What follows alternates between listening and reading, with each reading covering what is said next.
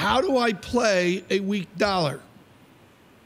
So you call that the upward correction of the US dollar we have seen since the third week of January.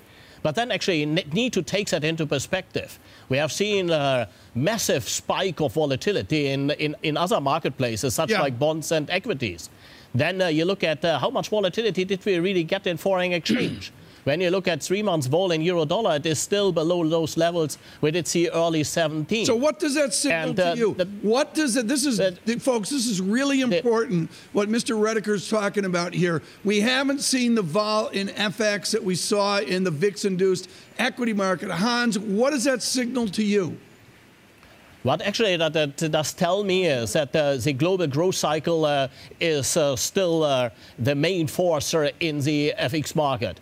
So when you look at the break of correlations we have seen, so you see that dollar-yen is going down at the same time the yield differential for the same currency pair is going to pick up. 10-year real yields did move away from what the FX market is doing.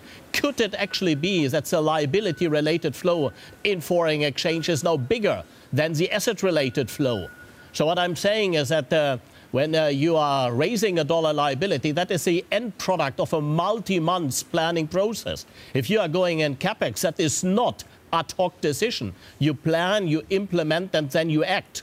In between, you have 6 months. So that actually means it is a much more stable flow than the asset flow. And this flow is still hugely negative for US dollars. And you have actually to consider, is this 10% equity market decline breaking the global growth cycle? Do you really believe that with the current dynamic taking place? I think 10% in the equity market do not make a difference. You need to have a much bigger decline in the share market in order to interrupt the liability flow, which is dollar denominated.